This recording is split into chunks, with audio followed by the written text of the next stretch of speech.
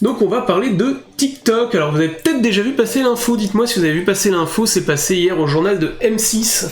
Ils ont été plus rapides que moi, c'est une info, s'ils commencent à en parler, c'est que c'est une info qui commence à devenir sérieuse, parce que ça fait quand même plusieurs années qu'on entend plusieurs années, plusieurs années qu'on entend qu'il pourrait y avoir une interdiction de TikTok aux États-Unis. Ça a déjà été interdit dans certains pays. En France, il faut savoir que les fonctionnaires, certains fonctionnaires n'ont pas le droit d'avoir TikTok sur l'appli, principalement parce que c'est une appli chinoise. Et donc les États-Unis ont pris des décisions à ce sujet. On va voir un petit peu ce qui se passe. Donc, j'ai plusieurs articles et on va commencer par faire le tour un petit peu de tout ça. J'en ai certains qui sont un peu plus âgés que d'autres, notamment du coup pour qu'on ait un peu une vision de tout ça. C'est une qui date du 28 février 2023. Les premiers, donc hop, on va passer un petit peu vite dessus, mais voilà.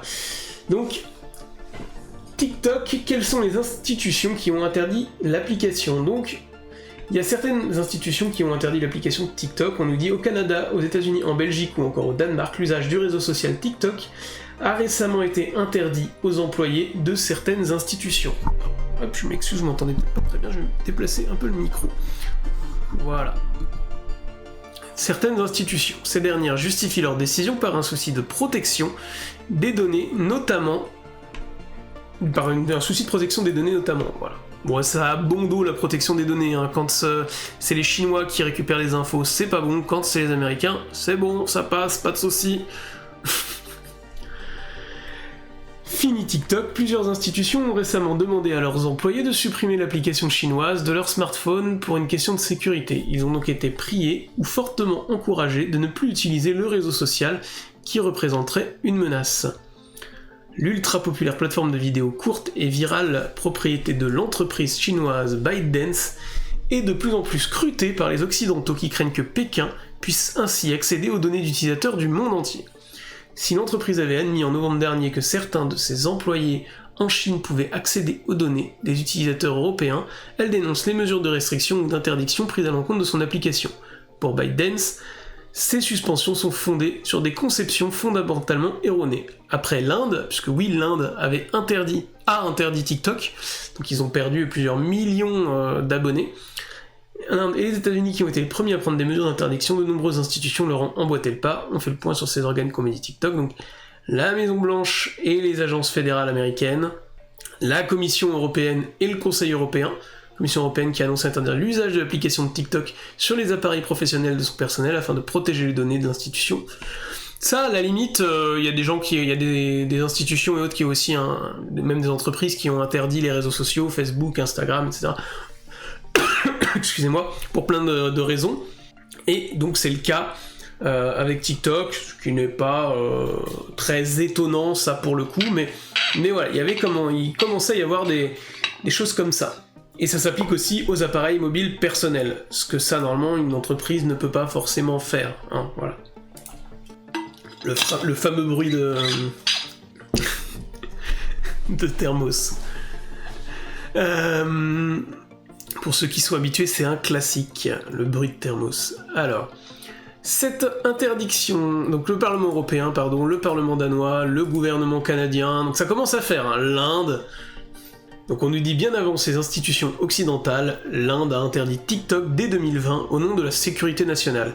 Une annonce survenue peu après un affrontement meurtrier entre armées indiennes et chinoises autour de la frontière de l'Himalaya, donc oui, un passif aussi. Les autorités indiennes craignent alors que la Chine utilise ces applications à des fins d'espionnage. WeChat et Weibo avaient d'ailleurs été interdites au même moment dans le pays. Bon, voilà, donc il y avait une raison quand même à tout ça. Et donc, cette semaine... on a appris... Alors, l'information commençait à fuiter déjà, voilà, on avait déjà des choses le 14 mars, donc c'est hier sous quel... Donc ça c'est... non, c'est pas ça. Excusez-moi, je me trompe d'article. Et donc, on nous dit cette fois-ci que la Chambre des représentants des États-Unis vote pour l'interdiction de TikTok. Et donc il reste une étape, le Sénat, qui doit maintenant se prononcer, mais si le Sénat se prononce en faveur de cette loi, TikTok sera interdit, a priori. Je suis pas un grand expert, vous me dites si je dis des bêtises, mais a priori on en est là.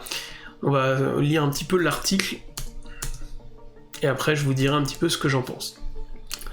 Pour la première fois, la Chambre des représentants a voté en faveur d'une interdiction de TikTok aux États-Unis. Si la loi doit encore passer par une étape cruciale pour une potentielle entrée en vigueur, cet événement marque une nouvelle escalade dans les tensions sino-américaines. Une grande majorité pour l'interdiction. Ce mercredi 13 mars, les représentants américains ont approuvé la législation à 352 voix contre 65.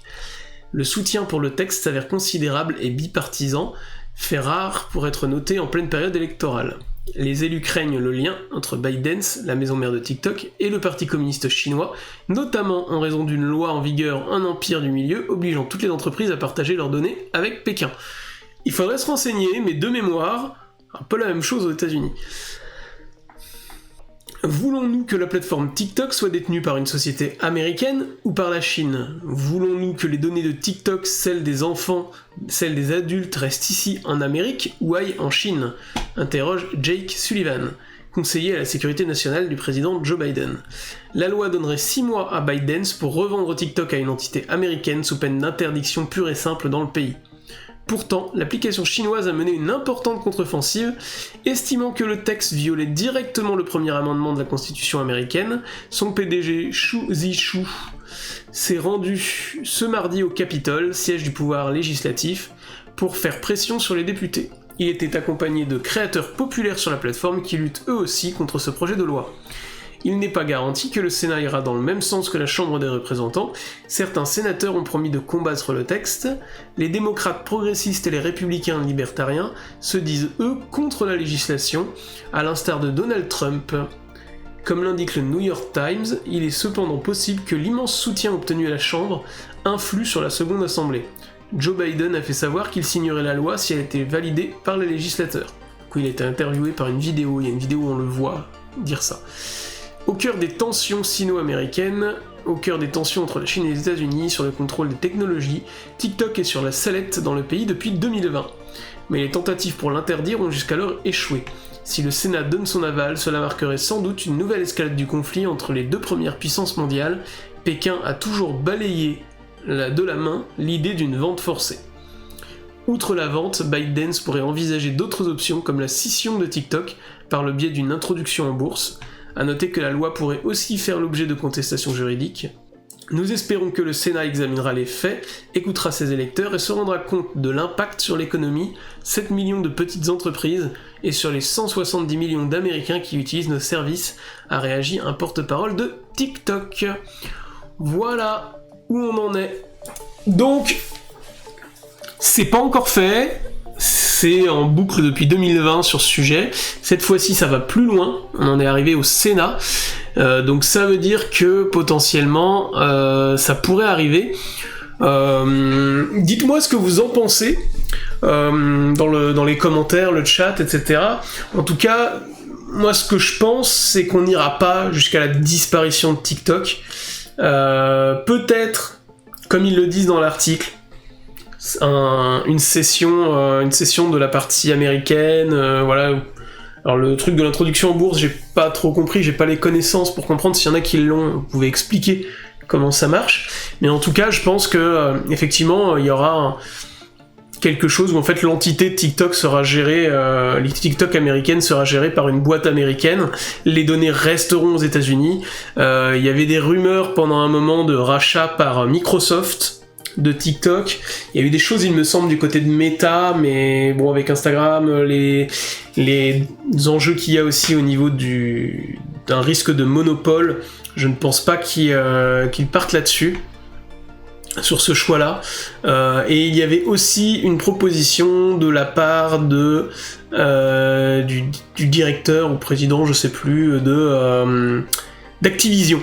Donc Activision Blizzard, qui proposait de reprendre TikTok, mais ça me semble l'option la moins viable pour le coup. Je mettrais bien une petite pièce sur... si quelqu'un devait reprendre, je mettrais bien une petite pièce sur Microsoft, mais je suis pas sûr que ça puisse se faire, je sais pas trop... Je vois mal TikTok être interdit, parce qu'il y a vraiment des enjeux aujourd'hui, et ce serait mettre un petit peu les États-Unis au pied du mur, les priver d'une certaine technologie, de plein de choses, même si YouTube, Instagram derrière reprendraient le marché et ça serait intéressant pour peut-être que ce serait intéressant pour leur économie, mais c'est vrai que ça impacterait grandement une partie de la population américaine, parce qu'il y a beaucoup d'utilisateurs de TikTok aux États-Unis. Je sais pas combien, mais on peut aller voir.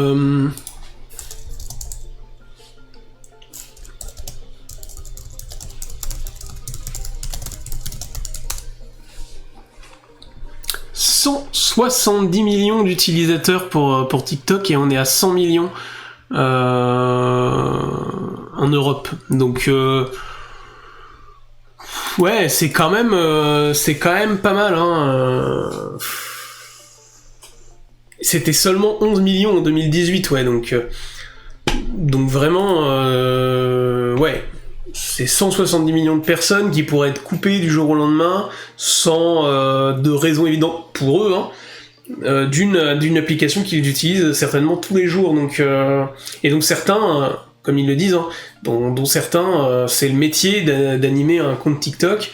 Il y a des entreprises qui se sont lancées sur TikTok, qui ont investi dans TikTok, qui pourraient se voir rayer de la carte sur les réseaux en tout cas. Donc c'est une décision qui serait lourde de sens et de conséquences pour la population américaine, en tout cas les 170 millions de comptes utilisateurs. Donc à voir. Moi j'y crois pas, je pense que ça sera repris. Je vois mal TikTok abandonner aussi complètement sa place aux États-Unis. Pour le coup, ça pourrait engendrer d'autres réactions de la part de l'Europe et autres, un précédent en tout cas. Donc je les vois mal partir là-dessus. Je ne pense pas. En tout cas, admettons que ça arrive. Qu'est-ce qui se passerait ? Eh bien, oui, effectivement, je pense qu'il y aurait une migration des utilisateurs vers les Instagram Reels et les YouTube Shorts.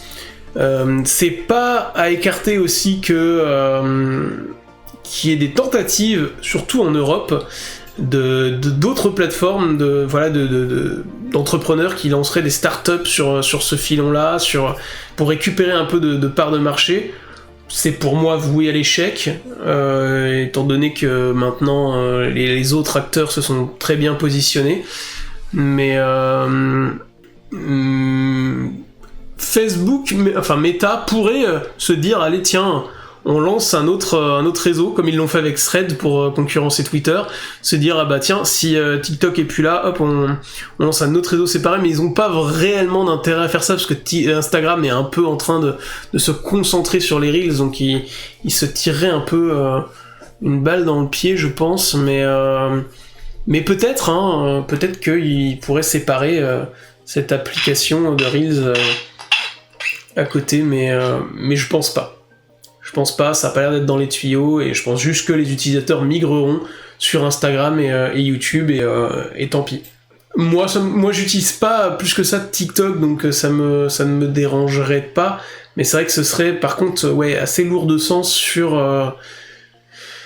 pas mal de choses déjà au niveau politique, même si c'est pas le sujet là, mais au niveau politique, et sur la manière dont les Américains gardent un monopole sur tout ce qui est réseaux sociaux et géants de la tech, et peuvent se permettre de faire disparaître comme ça de la carte certaines applications sous des prétextes un peu bizarres, puisque eux ne respectent pas ça forcément. Donc bon, s'ils avaient demandé à TikTok de stocker les données, oui, je vois pas pourquoi ils demandent pas tout simplement à TikTok de stocker leurs données aux États-Unis, et qu'il y ait un contrôle que les données ne quittent pas les États-Unis, et qu'il y ait une obligation là-dessus.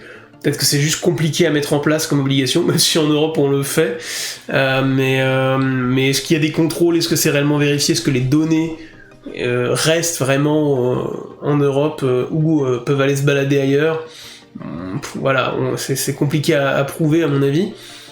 Mais ouais, donc c'est peut-être pour ça qu'ils veulent pas, mais c'est vrai que s'ils s'inspiraient de l'Europe, ils pourraient venir demander aux entreprises chinoises de garder les données, ou même à toutes les entreprises de conserver les données aux États-Unis, ce qui serait cohérent, mais c'est vrai que la complexité de s'assurer que ces données sont effectivement bloquées aux États-Unis, c'est la problématique. On dit que la possible vente forcée de TikTok a guisé des appétits, donc si on regarde un petit peu, la Chine repousse cette option, comme on disait, mais du coup on va... c'est depuis ce poste qu'il est supervisatif de l'administration républicaine de forcer Biden à revendre TikTok US en 2020, donc voilà ce que je disais, ils ont déjà tenté en 2020, ça a échoué, est-ce que cette fois-ci ça va fonctionner ? On verra. Revenu aux affaires, il a déclaré jeudi être prêt à racheter le réseau social d'origine chinoise. Donc, c'est Steve Mnuchin. Bon là, ça fait un peu mafia quand même de je vais forcer le gouvernement je vais forcer TikTok à revendre par des voies légales et c'est moi qui rachète, parce que voilà. L'Amérique, il est américain. Revenu aux affaires, il a déclaré qu'il était prêt à racheter le réseau social. Quand la politique et les affaires font bon ménage, bah oui, exactement. L'interdiction de la revente de TikTok aux États-Unis est loin d'être acquise, malgré le vote d'une loi allant dans ce sens par la Chambre des représentants le 13 mars. La position du Sénat est plus prudente et des questions de constitutionnalité pourraient poser problème. Il n'empêche, la pépite de Biden suscite déjà de l'intérêt. Donc Bobby Kotick, ce que je disais tout à l'heure, ancien PDG d'Activision Blizzard, serait rentré en contact avec la direction de la société pékinoise. Donc ça, je vous l'ai donné tout à l'heure l'info. Steve Mnuchin, on l'a vu plus haut, lui s'est affiché publiquement sur CNBC. Il a estimé que la loi Protecting Americans from Foreign Adversary Control Application, magnifique accent anglais, vous pouvez vous moquer, devrait passer avant de déclarer « C'est une excellente affaire, je vais constituer un groupe pour acheter TikTok ». Il a ajouté « Ce sont des entreprises américaines qui devraient en être les propriétaires, les Chinois ne laisseraient jamais une entreprise américaine posséder quelque chose de ce genre en Chine ». C'est fort probable. Pour le coup, c'est fort probable. Mais est-ce que du coup il faut faire comme la Chine ? Ça, c'est une autre question, auquel je ne répondrai pas. Ce n'est pas mon rôle. L'ancien secrétaire au Trésor a fondé et dirige un fonds d'investissement dans le domaine de la technologie, Liberty Strategic Capital. Il est notamment soutenu par l'Arabie Saoudite et SoftBank. Tiens donc. Également détenteur de parts de ByteDance. Ah bah, c'est pratique. Cette dernière est valorisée selon les estimations entre 220 et 260 milliards de dollars. Bloomberg a évalué la valeur de TikTok US entre 35 et 40 milliards de dollars. Steve Mnuchin connaît particulièrement bien le dossier du fait de son ancien poste au sein de l'administration Trump. Il a supervisé le comité sur les investissements étrangers aux États-Unis. Dans ce cadre, il a pu être au premier plan lorsque Microsoft et Oracle ont tenté de reprendre TikTok. Voilà ce que je vous disais. C'est vrai que j'avais oublié Oracle, mais Microsoft et TikTok ont tenté. Est-ce qu'ils sont dans la course aujourd'hui ? Je ne sais pas. Je suis pas sûr que Donald Trump voulait séparer de la Chine. Depuis 2020, l'application est accusée d'être une menace pour la sécurité nationale des États-Unis. Les autorités craignent que Pékin ait accès aux données des... Ils accusent aussi l'algorithme du réseau social d'avoir un impact négatif sur les jeunes, parce que ce n'est pas le cas des algorithmes de Facebook, Instagram et tous les autres, YouTube et compagnie, bien sûr, et il n'y a que les algorithmes chinois qui sont mauvais. Le sort de TikTok aux États-Unis est encore en note scellée. Ok, ces accusations ont toujours été contestées. Société a engagé un vaste plan à 1,5 milliard de dollars, le projet Texas, pour localiser les données de ses utilisateurs américains aux États-Unis sous la supervision de son partenaire Oracle. Bon. Ils ont fait des efforts, a priori, donc voilà, ce que je vous disais tout à l'heure, on s'y retrouve. Comment fait TikTok pour... voilà. TikTok, a priori, s'engage à garder les données sur le sol américain, et a priori au Texas... par Oracle. Enfin, le projet s'appelle Projet Texas, donc j'imagine que c'est au Texas. Il ne semble pas avoir convaincu l'administration démocrate, qui à son tour semble enclin à forcer la vente de TikTok, ou à défaut l'interdire.